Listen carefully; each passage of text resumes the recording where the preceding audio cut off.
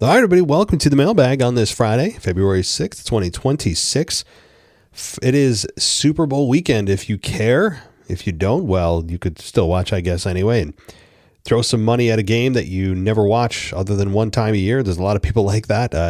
I actually forgot it was Super Bowl weekend. I don't really follow the NFL as much as some of you may. I'm a Giants fan on top of it, and I kind of checked out like 6 weeks into the season after their injury bug hit and they lost their quarterback and their running back and their star wide receiver. I mean, it just became a disaster.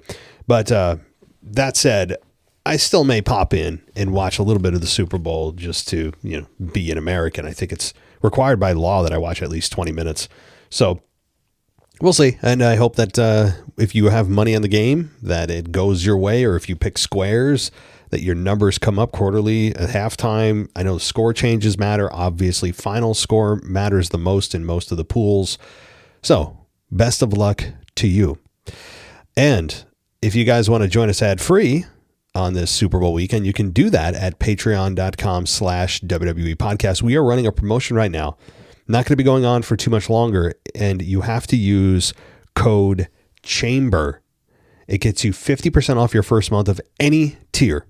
And it's not going to be going on for that much longer. So if you're thinking about Patreon and you're not sure, well, now's the time to hit the button because it doesn't last long. It's the biggest sale of the year, 50% off your first month. Just use code CHAMBER and you'll get that discount over at WWE Podcast on Patreon. So let's get to your emails. And maybe a voicemail or two. I'll also give you that number, by the way, shortly for the voicemail. I haven't done that in a while. But if you want to participate in the mailbag, you can email us, mailbag@wwepodcast.com. So let's jump in. We'll start with DJ. Why not? Change it up. He says, the dust has settled, and the road to WrestleMania begins with Roman Reigns back in the main event for a record-breaking 11th time after winning the Men's Rumble.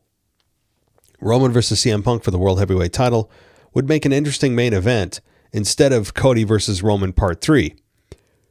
But is there a possibility of Braun Breaker entering this title match and making it a triple threat? Or how about this interesting development? At Elimination Chamber, CM Punk puts the title on the line in the men's chamber, but gets pinned because the infamous mystery masked man in the hoodie. Therefore, with the assumption that Braun Breaker wins the chamber and in the process wins the world title at the chamber. I say no. The reason is there's no need to rush Braun Breaker. The fans are ready to explode for him. I know he's a heel, but only by just definition. When you just look at Braun Breaker as a fan, you're a fan, I'm a fan. We can feel it coming, his babyface run, and it's going to be massive. So I'm ready to play out this heel version of him that they want to portray. I'm on board for it. But I don't want to rush it, and I don't want him becoming champion before he's ready. And he's shown signs that he's not quite ready. The fans may be ready to explode for him, but he's shown a little bit of immaturity and that I think he can work out over the next several months.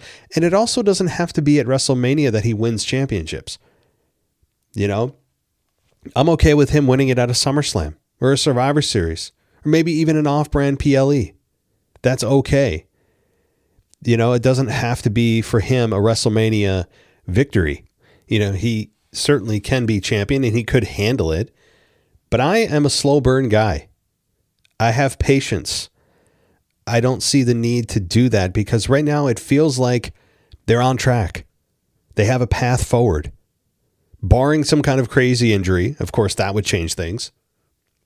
I think Roman and Punk is the right way to go. No hanky-panky. Nobody switches titles at Elimination Chamber. I think who comes out of the chamber is the one that's going to face Drew McIntyre. That is, I think, fairly clear. Cody and Drew seem to be still on a collision course. And if you watch SmackDown, you'll see what I mean. But because of obviously what Drew did to Cody at the Rumble. But I don't need to muddy the waters. I don't need that many twists and turns in my path. Sometimes a path can just be the path to where we all think it's going and just enjoy the ride there. And what we saw with Punk and Roman on Monday, I think set the tone in a very big way and in a very good way. Roman showed that he can handle his own on the mic. Is he as good as Punk on the mic? No. However, you could argue that that may have been Roman Reigns' best performance on the mic in his entire career. You could make that argument because of who he was going against on the mic. I don't care if it was pre-planned. Would it make it better if he put a lot of that together ad lib? Yes, but even if that's the case, to me, it doesn't make or break how I felt about Roman's performance on Monday. And he's not a rookie anymore. He's not the big dog anymore being shoved down our throats. We went through that for 5, 6, 7 years. He's now a grizzled veteran that knows what he's doing, that has a ton of experience behind him, a mountain of experience behind him. And he is probably more than halfway through his career. I mean, even in this part-time schedule, I could see him going another 4 or 5 years and maybe calling it a day and enjoying the rest of his life with his family. I'm not trying to put terms on Roman. Obviously, it's up to him. But I could see that. He's got enough money. If he wants to make more, of course, you can't ever, have enough. But my point is, Roman held his own, which means that program the fans really took to, generally. I think the fans enjoyed that segment and built very well to WrestleMania, even though WrestleMania is 2 months away. Are we going to get that performance every week to make us super excited about Roman and Punk? No. We know what Roman's schedule is. We know that he's not going to be there every week, probably every other week at best, heading into WrestleMania. More likely 1 every 3 weeks, Roman's going to be there. And we've all just accepted it at this point. So I don't need Braun Breaker there. He's on a path on his own way to Cody Rhodes. And that makes sense because Cody Rhodes to Seth Rollins. So Braun Breaker and Seth Rollins seems to be where they're going to go. And honestly, that's where they should go. That's how Seth was, quote unquote, injured. That's how he left. That's how he should return. Looking for revenge on the top guy on the Vision that turned his back on Seth. That's who he should attack. That's who he should face at WrestleMania. There's just no other logical place for Seth and or Braun. They need each other at WrestleMania, and they're going to put on a hell of a match. Match of the night candidate, and it's unannounced and 2 months away. Because then what does Seth do? If Braun is champion, what do? You throw Seth and Braun and Punk and Roman in the same match? No, I mean, we've done the triple threat before, and it was outstanding last year. Easily the best match of WrestleMania last year, night one. Incredible. But to answer your question, I don't think they do that, DJ. Would I lose my mind? No, that's not stupid to do that. I just, I think they've got a nice clean path. It's not like they don't know what to do. And you can tell the fans are anxious because we aren't sure what they're going to do. And there's multiple paths. No, this is a very clean cut WrestleMania, and that's okay. Speaking of the mystery masked man, my suspicion and assumption is that it could be this person. It was either sent from Seth to attack Braun or sent from Paul Heyman in the form of Logan Paul to screw Breaker's chances of winning the Rumble, betraying Breaker and furthering a Breaker babyface turn. Whichever way it goes, I'm intrigued to see the outcome at WrestleMania Night 2. Yeah, both are very possible. I've been under this assumption that it is going to be revealed that it's Seth, but given he's not cleared to wrestle yet, they had somebody stand in for Seth, some kind of local wrestler or body double, whatever you want to call it, somebody that acted like Seth, hit a few moves, hit the stomp and left, but it's not actually Seth under the mask, at least not Monday night or on the Rumble. So yeah, I mean, it could end up being Logan Paul too, and that's fine. I could see Braun Breaker being ousted, and the second he's ousted from that group, man, like you said, look out. He's going to be a monster babyface and a lot of fun to watch. Braun Breaker, the only thing that, to me, the biggest flaw that he has, and we've seen it time and again, he gets so amped up and he's so athletic and such a freak. He becomes a little dangerous, and he needs to learn how to control his body when his adrenaline is spiking and he's on camera in a big moment. He's tripped a few times. You can tell he's jacked up, and obviously the match with CM Punk on Raw with the January 5th edition of Netflix, he had clearly some just overreactions, and he's got to calm that stuff down. and learn to control his body. I mean, his body is just, I mean, we know what it is. He's insane. So and it is kind of a big deal though, because, you could hurt yourself or your opponent badly. So that is something I think, one of the points I think that he needs to certainly work on. The Brie Bella return, I was a bit surprised by the crowd reaction for her in Saudi when she came in at number 29. Honestly, I would have rather had Bianca come in at 29, but it is what it is. If Bianca doesn't come back in time for WrestleMania, I would assume that Jade's opponent at WrestleMania would be Tiffany Stratton, but does Tiffany win? I hope it's not Tiffany. I mean, Tiffany, you know what? Given all the options, if Bianca is not an option, Tiffany is a good number 2. Bianca is the clear favorite to face Jade. She could be a stand-in. I mean, maybe they have her ready. Maybe Bianca's ready for the Chamber. There's an injury in the Chamber. They need a replacement. Bianca's ready. Bam, she comes in. They could do that. If you remember the last Elimination Chamber for the women, Jade actually returned as a babyface and had her best moment of her WWE career thus far and still to date. She came in attacking Naomi, if you remember, after it was revealed Naomi attacked Jade. And Bianca was in the Chamber and in shock. And then now this time you could have a little bit of poetry where Bianca is the replacement for somebody being injured and she ends up, facing Jade. There's a little bit of symmetry there, I guess you could say, from last year. Obviously no Naomi, but it's kind of crazy. How long has Bianca Belair been out of action? How long? I'm gonna find out here. Let me do a little audio magic here and find out. All right, did a little searching, hit that stop button, and it was WrestleMania last year. We're coming up on a year from what I understand, still a broken finger. I know it happened, believe during the match where she suffered the knuckle injury. I guess maybe it was a knuckle injury in the triple threat with Io Sky and Rhea Ripley. And then I'm seeing some news here. It says that as of early 2026, reports suggest she's been recovering and could be nearing a return. This may be the longest finger injury in this history of sports. And fingers are finicky, though. You look at it and you're like, on the surface, from a distance, it's easily something you could laugh off and make fun of. And I do. And I don't regret it or take any of it back. It's in a very just superficial way hilarious that she's been gone this long because of a finger injury. But there's a lot of moving parts, especially if it's a knuckle, your joint, a lot of little bones and tendons and things that, you got to get your strength back and you can't overtrain. And it's finicky. And it's very easy to re-injure, and recovery, I'm guessing, could be slow. I mean, it's so tiny, depending on the severity of the injury too. So, I make fun of it and I will continue to make fun of it, but in a way, the more I think about it, the more it's kind of more understandable than at first glance.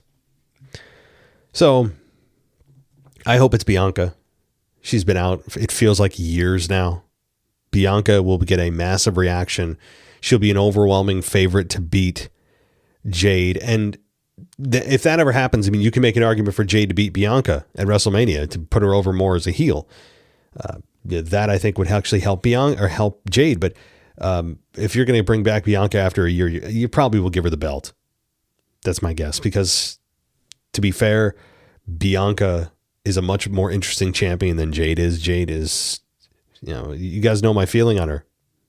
So, all right, let's continue.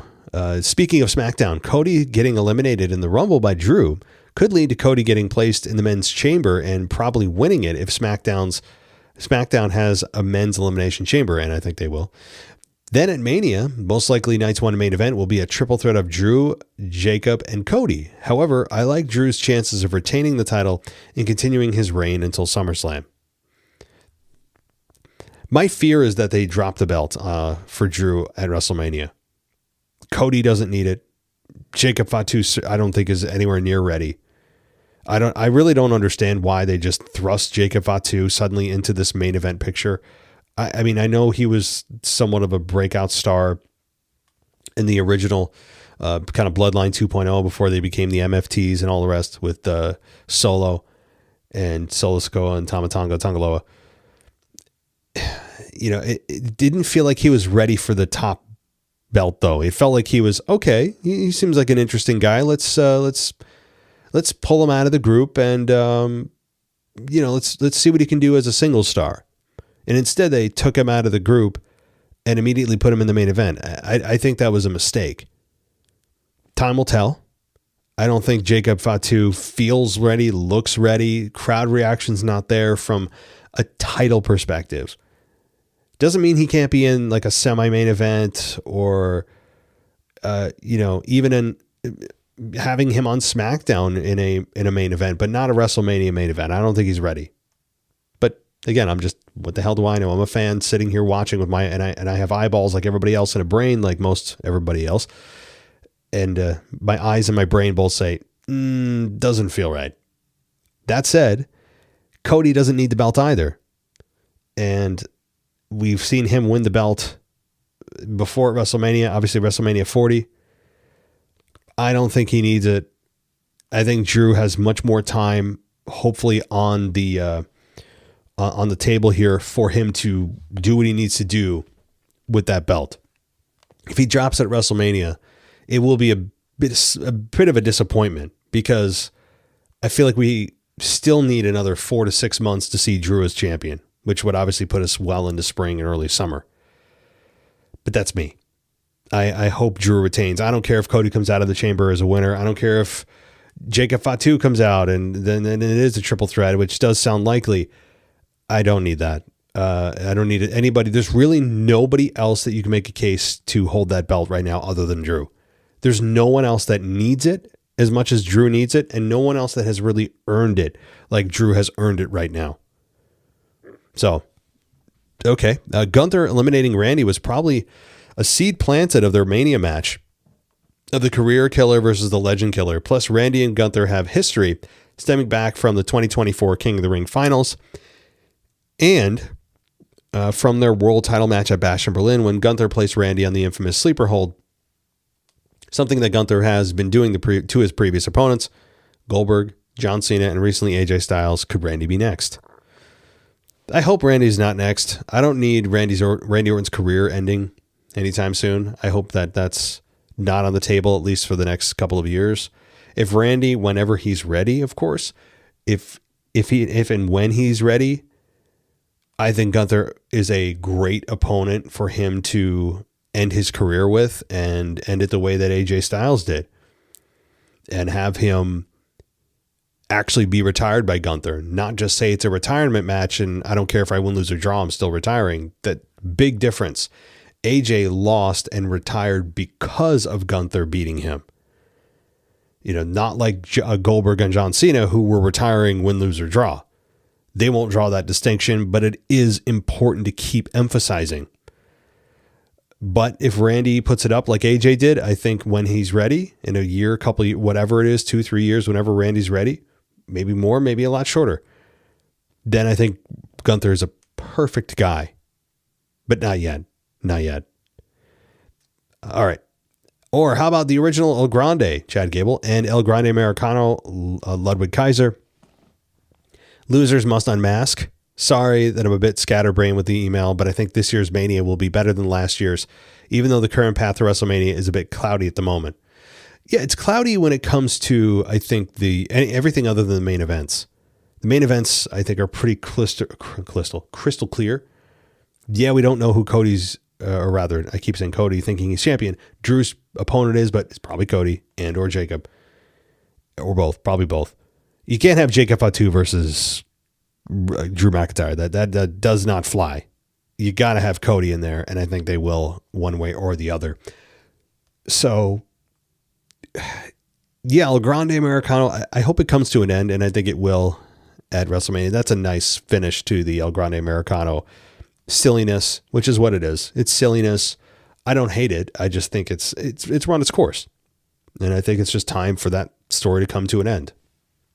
And that's a good way to end it at WrestleMania. All right. Anyway, DJ signing off. Enjoy the Super Bowl if you're into that. I'm predicting, here we go, a 31-24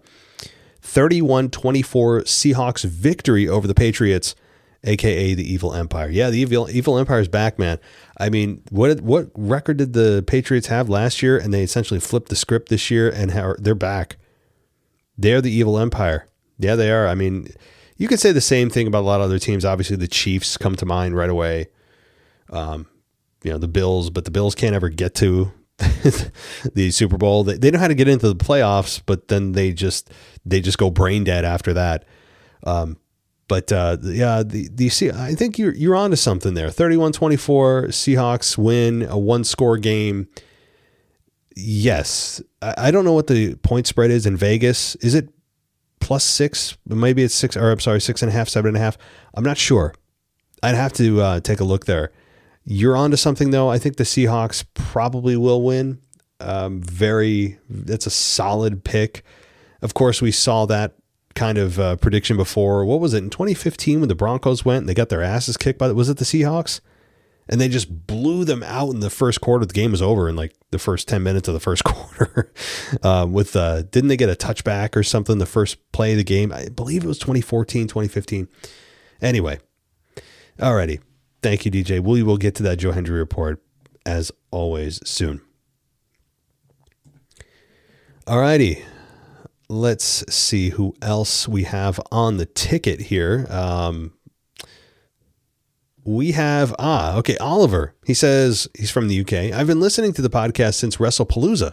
I've listened to your points and I've listened to your Royal Rumble episode. A few points to add to the reason Roman Reigns is part-time is more of the fact of leukemia treatment. And I completely agree with the Judgment Day as from my point of view.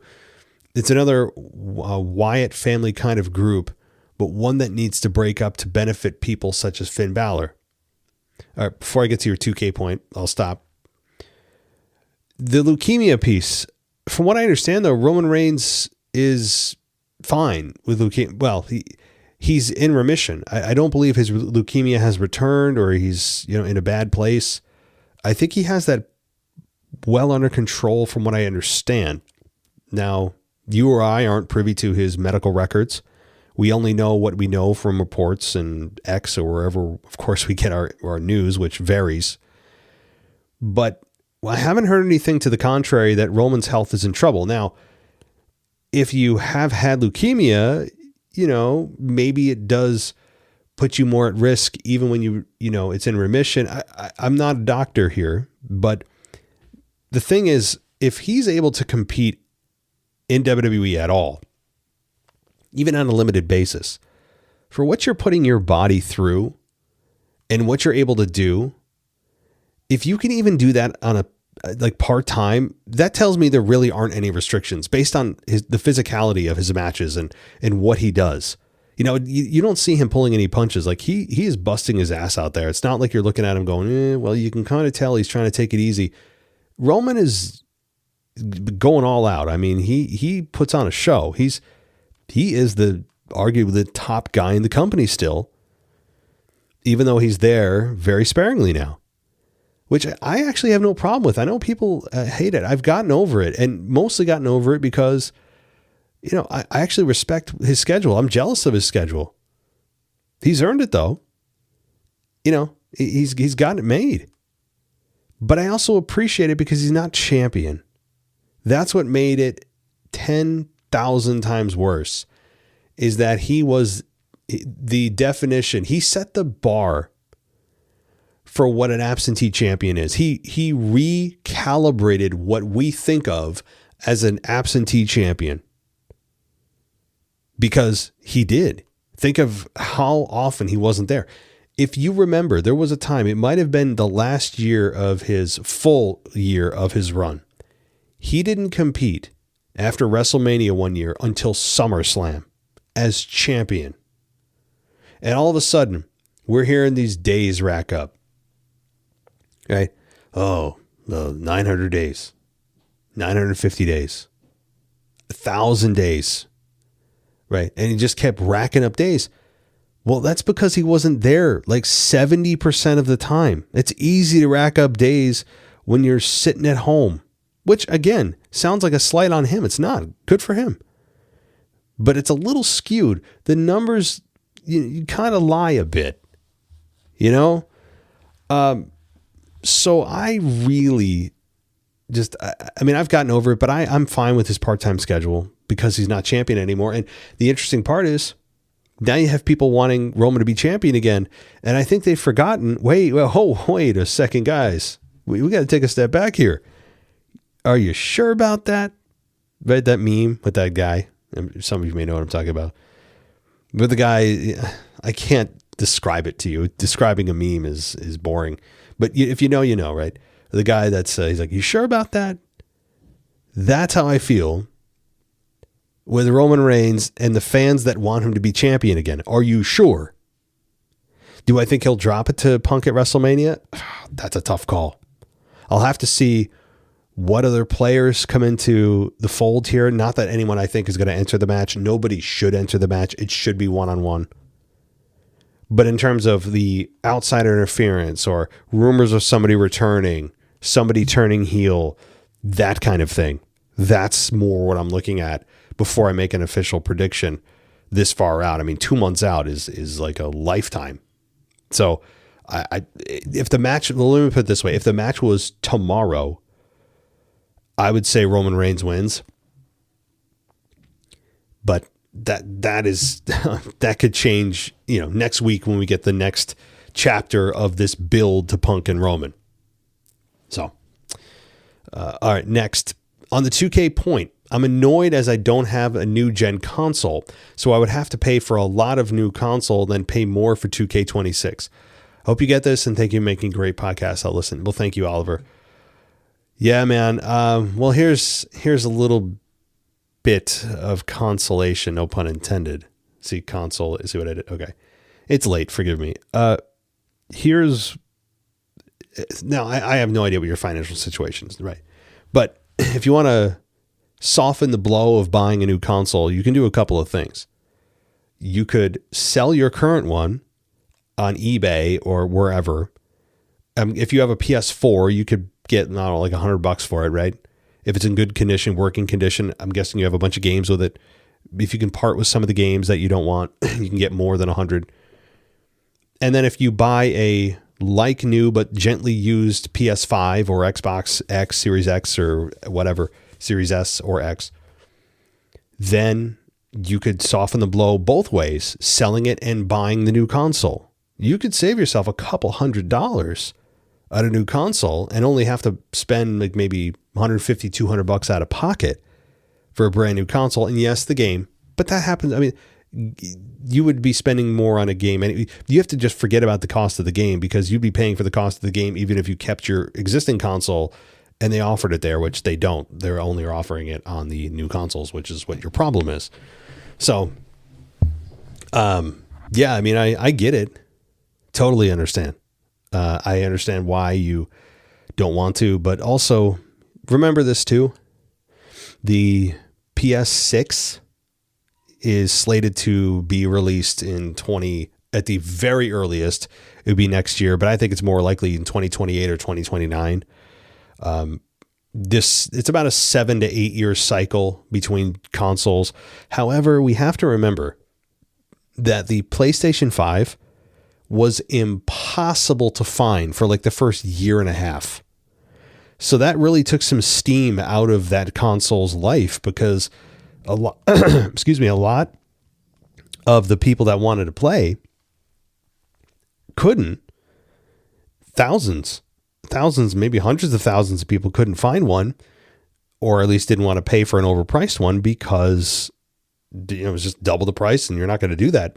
And then they were forced to sit out for much longer in that generation. So it kind of, it really took, I think, or is going to add a little bit of life now on the back end of this generation's console, to maybe the PS5 is a little bit longer than it would have been because of the slow start it had. So that's my thoughts. I mean, if you're a gamer, it's impressive if you like video games and you've held out this long though. Remember the PlayStation 5 was released in 2020? They had the chip shortage and everything else. I mean, we're 2026 now. We are definitely in the last couple of years of this generation. So if you can hold out if you can hold out like 1 to maybe 2 more years, then you can just throw money at a PlayStation 6 if you can get your hands on one, and if GTA 6 actually comes out before we all die, that'd be a great thing too. But from what I understand, and this is not a video game podcast by any means, but those of us who are waiting for a GTA 6 release, this is just crazy. The GTA 5 game was released in 2013, right? 13 years ago. Think about where you were 13 years ago in your life. It feels like 3 lifetimes ago. For me, anyway. I don't know. Obviously, everybody's 13 years ago is different. Maybe you were married, maybe you weren't, maybe whatever. Maybe you were in school, maybe you had a different job. Like 13 years ago, 2013. It's wild, and this is the biggest video game release in the history of video games for GTA 6, and from what I understand too, Rockstar is dead set on not moving the date again. We'll see if that holds up, right? I mean, can we not just see in the middle of summer, we're like, oh my God, only a few months away. It's a random Tuesday in July, and we're thinking, okay, oh my God, it's August, and we're like, here we go. And all of a sudden you get that news come across your feed, a notification pops up or whatever, and it's like Rockstar announces GTA 6 will be released in, March of 2027. Like, can you not see that coming? Based on their constant pushback, if you remember, it was supposed to be late 2025. In the original release, it said 2025. The original trailer did say 2025. Now, it's just at the tail end of 2026. So it's about an 18-month push back from where it was. But this game, I can't say anything too inappropriate here. I want to, but I can't. This game better do things for you that, after all the wait, it is going to be a generational game that you can, tell your grandkids about. Or maybe they'll play it. But I would venture to guess that most of us won't be alive for GTA 7 based on their time schedule for releases. But the next game, I don't know what the next game after GTA of what they're going to put out. It's not going to be Red Dead Redemption 3. They are working on that. I know they are. They're at least in development, early stages of development for Red Dead Redemption 3. But that's going to be released on the PlayStation 6 and the next generation Xbox. So, there you go. All right. Video game talk. All right. So, let's see. Is that the end of the emails? Now, I have an email here, and I didn't delete it. And it's from Shane from February 1st. I might have already gone over this. If I did, I'll just skim this. So I'll kind of split the difference and only touch on this email because I feel like I did it already and I didn't just delete it. But it's from Shane, and he wants to know about Roman Reigns. And he talks about how Roman's now 40 years old. He's a part-timer, which again, I've talked about here. And this is the issue with WWE. They're failing to create new stars. John Cena and AJ Styles retired. In turn, you want to create 2 new stars in their place. Why does Roman need to win the Rumble? I'll just take that point here from this email, Shane. I feel like I did answer this. So if I didn't, I apologize. Why does Roman need to win? Well, the answer isn't that he does. He doesn't need to win. His character doesn't need to win. Roman Reigns is in the Hall of Fame, whether he wins another Rumble or never competes in the ring again. He doesn't need to, no. But the company wants him to, because they felt like putting him in the main event of WrestleMania with whichever champion we now know as CM Punk was the best option. It would put the most eyeballs on the product. He's the biggest star that they could put in the main event. And they're kind of right. Yes, it's about building new stars, but you need to also remember that this company is more money hungry than ever and are unashamed, transparently about taking money from your wallet. And they're going to just do whatever they need to do to make money. Now, you're right. The company is built on new stars. The lifeblood is the new stars, but they don't make the money until they become big stars. So it's a bit of a catch-22. It's like, well, how do you build new stars if you're not willing to put them in the main events? The key is to kind of build them behind the scenes, not put them in the main event until you feel the fans are also in lockstep with you, which can be tricky. And sometimes the fans feel someone's ready when the company doesn't. And then it becomes a struggle. And then there's kind of a battle always between management and creative, specifically in WWE, and the fans. There's always a struggle. There's always an ongoing internal and external battle, so to speak, between the fans and creative, because the fans feel like they know better and they have who they feel they want, and creative's like, no, you guys are stupid. We'll tell you what you want. You don't even know what you want. You're so fickle. I'm sure. Could you imagine if we could actually get mics on creative talking about fans when they didn't know they were being recorded? That would be a true Unreal show. And I've talked about this too. People love Unreal. I have yet to actually watch a full episode, but that would be truly unreal. Don't put the camera on knowing the camera's on and then try to act like, oh, this is a normal production meeting. Well, ignore the camera, guys. Don't worry about it. Just act normal. Now, what are you going to do? You're not going to act natural. You're going to pull back some of the things you might have said. Yes. It's impossible to act totally natural if you know you're being recorded on video. So some of this is very produced, even though I believe some of it's authentic. And all that to say, it is, and this company will always be built on stars and star power. That's what draws the eyeballs, which draws the numbers, which draws the sponsors, which lines WWE's pockets and TKO's pockets. So it does always start with talent, the wrestlers. It always has, it always will. Otherwise, you have no product to sell. Everything you do in the ring, in video games, merch, ratings, everything has to do with the talent in the ring. Because you have nothing else to show on TV other than the talent. Nothing. They are your lifeblood. They are your everything. They are what drive people to buy or not buy tickets. So you're right. Building new stars is imperative. But you also have to remember, while I'm a patient wrestling fan, I'm willing to go through the star building process. A lot of casual fans aren't, and they will tune out.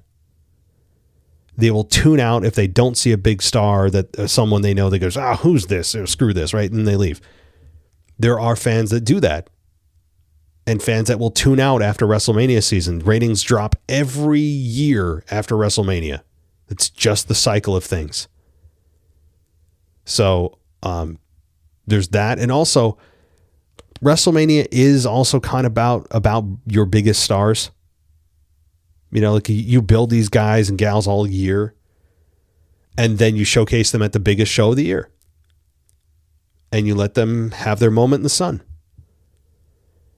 Stars that have been built all year shouldn't be showcased at WrestleMania, because we're told it's the Super Bowl of wrestling, which is, it couldn't be further from the truth in reality, though, if they're trying to use the analogy of WrestleMania being a Super Bowl, because if that was true, you'd only have the best of the best, and you wouldn't have everybody getting a ticket to the show, because it should be about who's the best.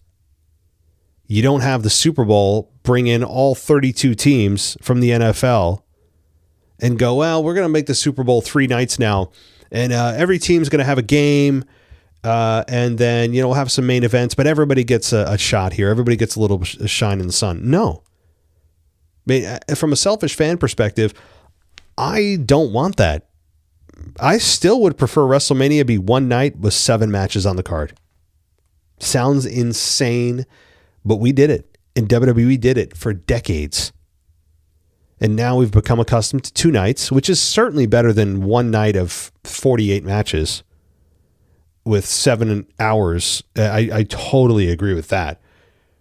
but it also has been watered down because now it's 2 nights with talent that you otherwise wouldn't see if it wasn't split into 2 nights. And it doesn't have a feeling of exclusivity. It's got a feeling of inclusivity, which I am very much against. I don't need everybody being included so their feelings and tummies and butts aren't hurt. To me, it's the best of the best, like every other sport that exists. It should be like the Stanley Cup, like the World Series, like the Super Bowl.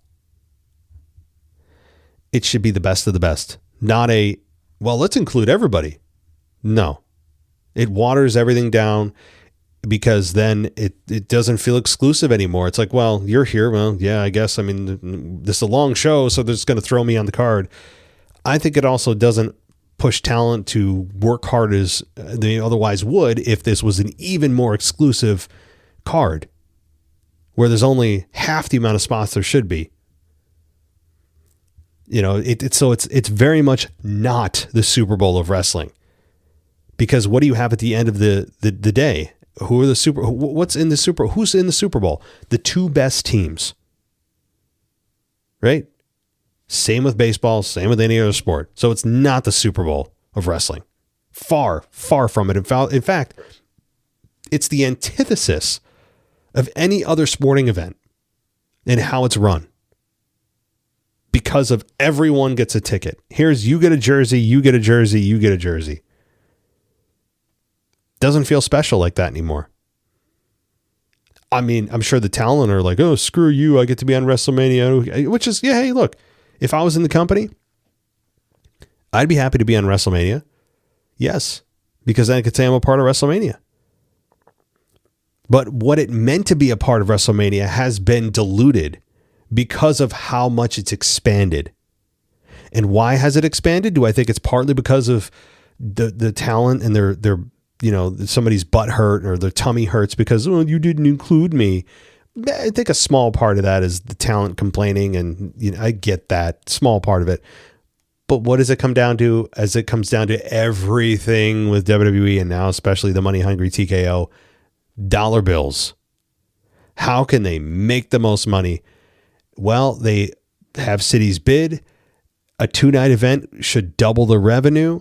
Yes, they have to rent everything twice, but they also make the double, as I said, twice as much revenue, twice as much in merch, sponsorships, twice the number of revenue coming in from sponsors, putting ads in their show, all over the ring, of course, on air, wrestling or wrestler backstage red promos for Slim Jim or whatever. It's everywhere. So they're doing it primarily, but not solely, because of money. Big shocker there. If you ever have to sit back and you have to look at something that the company did, here's a great rule of thumb. If you look at TKO and you're like, wow, why did they do that? Why did they do that for WWE? Why'd they make this decision? Why did they do that? This doesn't make sense. This is stupid. Here's what you do. If you want to crack the code, all you have to do, just pick up these lenses called money lenses, throw them over your eyes, and look at it through the perspective of, why would I do this if I'm a company? How could this make me the most money?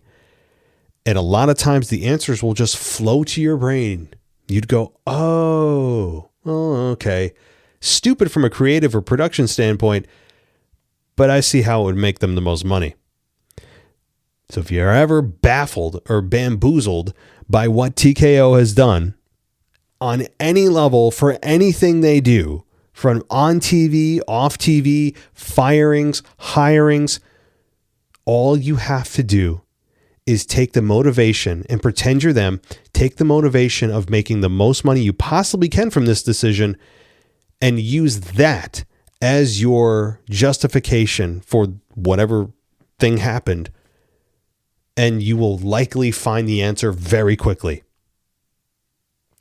That's sad and it sounds oversimplified, but it's not. They are the most money hungry company outwardly that I've ever seen ever.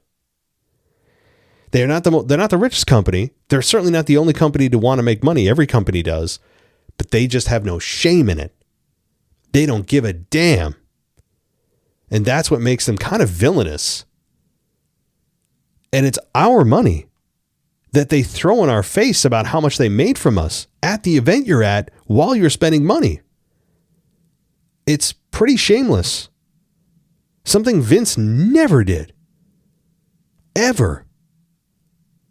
Vince would tout the amount of, the gate, attendance records, pay-per-view buys, right? He would, I'm pretty sure it was the most purchased PLE in history. That's fine. You could talk about the number of purchases, or you could talk about the number of seats sold. But this version of WWE, the management owning WWE, the company owning WWE, will tell you how much they've made while you're there and then gloat about it on air. That how much money they just took from your pocket. Knowing that they're using that to then further making more money by showing the public how valuable they are. They use your money to show the world how much money they're making from us, and then use that to then try to make more money by trying to, I guess, increase the value of their image. Do you see how this works? Do you see how just insanely obsessed they are with money? It's kind of crazy. So that said, we all love wrestling, and that's why we're here. And we will continue to, many of us pump money into the company. Although I refuse to buy the $30, so they will not get my $30 a month on ESPN. I refuse on principle to do it. Alrighty. Well, I don't know what kind of rant that was. That was a weird one, but let's get to DJ's, voicemail, because we will end with him. As we do, I'll let him close out the show because he'll give you a TNA review, the Joe Hendry report, and I'm sure some other little fun nuggets in there. So take it away, DJ. Everybody else, thank you so much. I'll be back in a couple of days with your weekend review. Tomorrow will be Amanda's SmackDown review, and then Daniel will be back on Monday with your main event review as well. So check out, again, Patreon, guys, because I'm running a sale, not for long. It's 50% off your first month of any tier at patreon.com/WWE podcast. Just use the code CHAMBER at checkout. Thanks, everybody. And DJ, take it away. This is DJ Kuzmo back at it again on your Mailbag show. Record you live on a Wednesday morning. And you know what time it is. It's time to say his name and he appears. I believe in Joe Hendry. I believe in Joe Hendry. That's right, folks. Joe Hendry is his name. As I take you to my 82nd episode of the George Report. And like always, coming to you live from an undisclosed location. And like always, before I talk about Joe Hendry, let me talk about the continued storyline of the NXT and TNA collaborations with the NXT invasion in TNA. On the previous episode of TNA Pro Wrestling on AMC, we did have Stax, the TNA International Champion. He had a match, but this was a non-title match, as he went up against the hometown man, because he's a hometown man. He's a hometown man. I can't get that song out of my head. I really enjoy that song. Anyway, this match lasted 5 minutes and 51 seconds, as Stax would get the victory via a stacked roll-up that Stax had his legs on the ropes and the referee didn't see it. However, we did get a backstage segment of Stax questioning Ariana about not helping him. Ariana wants to go straight and narrow and not cheat to win by making up with her father, Mr. Santino Marella, the director of authorities. Meanwhile, Santino was eavesdropping. Overall, Ariana wasn't okay with Stax's attitude, but could this eventually lead to Ariana ditching Stax and reuniting with her father, Santino Marella? Let's see what happens if the table might turn. We get another backstage segment on this episode of TNA on AMC of Eddie Edwards from the System confronting the TNA World Champion in Mike Santana, as apparently in the latest Beast or Fired segment, Eddie Edwards now holds the briefcase with a contract opportunity to compete for a future shot at the TNA World Championship. Championship. We see Eddie Edwards and his goons from the system as they confront Mike Santana, and Eddie says, "See now that you hold that championship, everybody wants what you got, even me. I got a guaranteed shot, all while you got a giant target on your back." But Santana says, "Well, I got one thing that's a fact. I've gone through you and all of y'all homeboy aka cornballs from the system already, so you can cash that briefcase whatever you want because I ain't a hard man to find." But the question remains, when will Eddie Edwards cash in his briefcase to get this championship opportunity against Mike Santana? And by the way, there's also another person that wants to challenge Mike Santana for his TNA World Championship, and that is Nick Nemeth aka Dolph Ziggler. With these two challengers in his vicinity, what will happen next for Mike Santana? Let's see what happens as Mike Santana's title reign continues. Now we fast forward to this past Saturday, live from Riyadh, Saudi Arabia, the Royal Rumble, in which we did not get an appearance from Joe Hendry, as most likely he did not make the trip to Saudi, and two, Joe was getting ready for the ladder match for the vacant NXT Championship on the upcoming episode of NXT, so Joe had to stay focused and locked in. Even for TNA, there were no wrestlers from both the men and women's side that made appearances at the Royal Rumble. However, from NXT, on the women's side, there were appearances from Sol Roca, who seems to be main roster ready and on her way soon. We also had Kalani Jordan, Lola Vice, and the NXT Women's Champion JC Jane, but none from the men's side from NXT. They did not participate in the men's Rumble. But at number 14, I just want to make a quick sidebar. At number 14 for the men's Rumble, we got the appearance of a former AEW star in none other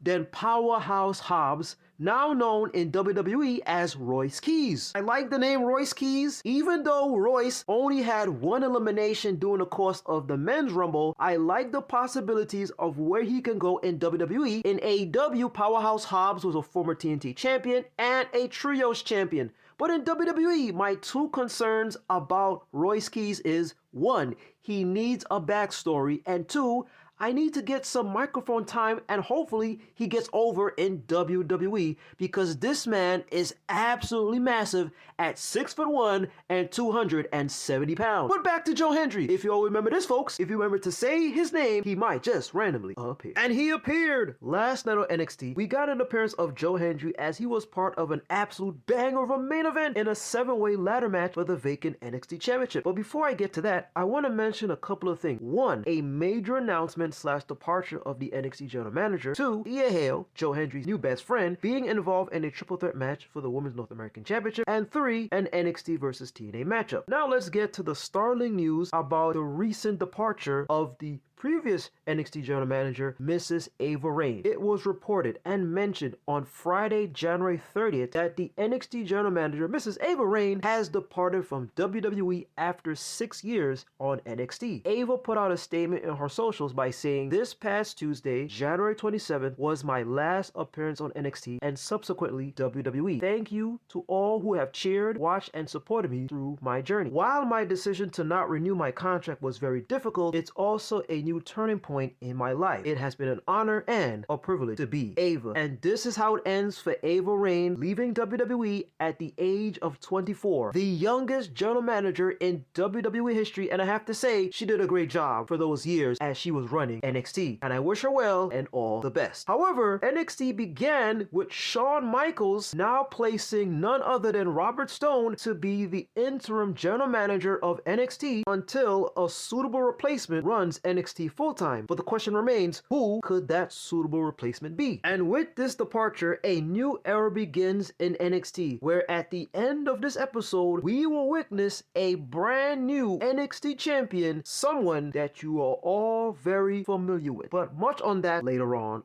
this episode of the Joe Hendry Report. But let's rewind back to the beginning of the show, in which Joe Hendry's newfound best friend and tag team partner, Thea Hale, was included in a triple threat match alongside Lola Vice and the NXT Women's North American Champion, Izzy Dame. This match lasted 11 minutes and 46 seconds as Izzy Dame retained the NXT Women's North American Championship. At the midpoint of this episode of NXT, we get a backstage segment of Joe Hendry and Kelly Kincaid as she asks Joe his thoughts about tonight's ladder match and the absolute magnitude and pain that will happen during the course of that match, but with the possibility that we may have a new NXT champion. And Joe says, I'm pretty banged up. Vanity Project tried to take me out, but they couldn't get the job done. And Carver didn't help when he snuck up on me, but I'm not gonna let a couple of bruised ribs stop me from achieving what I've been so close to. Joe goes on to say that last year was the biggest year of my life. I had my WrestleMania moment. I was TNA World Champion. I was releasing songs. I was having fun. But this smile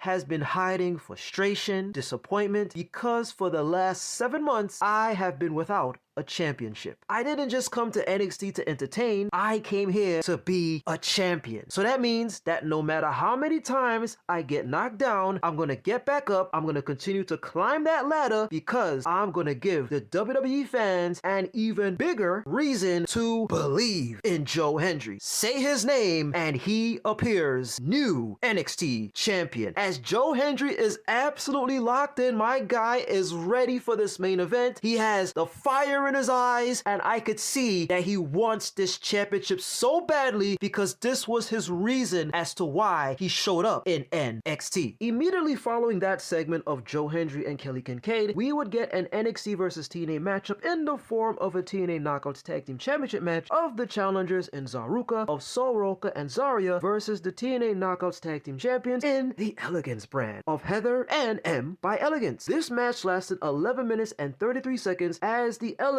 brand retained the TNA Knockouts Tag Team titles, with the rivalry of NXT versus TNA continuing. And now we arrive at the main event, a 7-way ladder match for the vacant NXT Championship, and here are the 7 challengers: Shiloh Hill, Shawn Legacy, Ricky Saints, Canu Carver, Jackson Drake, DL Lennox from Dark State, and my guy Joe Hendry, with the goal of this match being to climb the ladder and grab the NXT title. But easier said than done, because everyone in this match will stop at nothing to get the advantage, and by the way, there will be pain, and much more pain from these ladders. This match lasted 22 minutes and 42 seconds, and it was everything you could ever ask for in a ladder match. Thrills, OMG moments, straight up adrenaline, and the drama to climb the ladder and grab the NXT title. When you touch the steel of the ladder, you will never be the same, and each of these 7 men are straight up witnesses of that fact. But let me quickly mention a couple of fun/insane spots in this match. The first moment was seen where Joe Hendry is throwing Jackson Drake over the ropes in the form of a pop-up powerbomb as he lands on the 5 challengers at ringside. Moment number 2, Shiloh Hill, who kind of reminds me of a young Bray Wyatt, is seen using 2 ladders as walking stilts. That's right, folks, he's using 2 ladders as walking stilts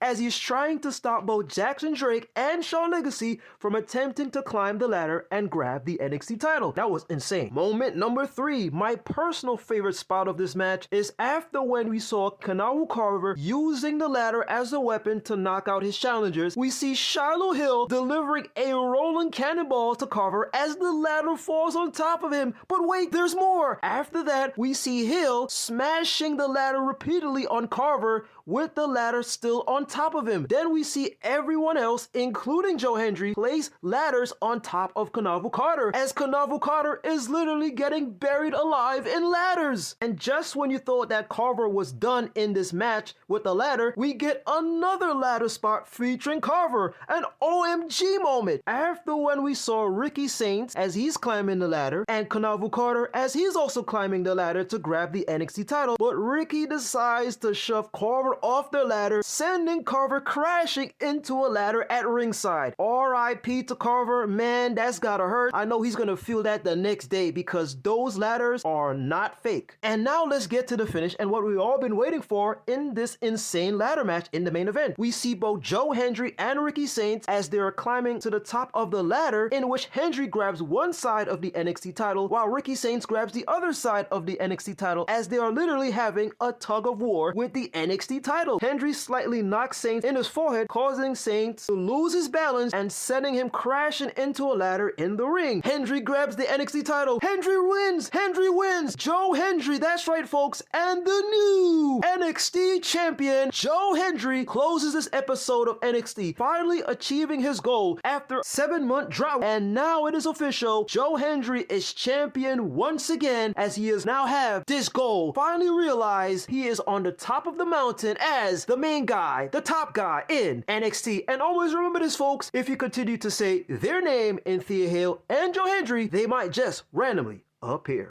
Always remember to believe, say his name. Always remember the words that Joe Hendry says anytime, any place, at any show. And most importantly, always remember to do this. Wave your hands from side to side and say, oh, I believe in Joe Hendry.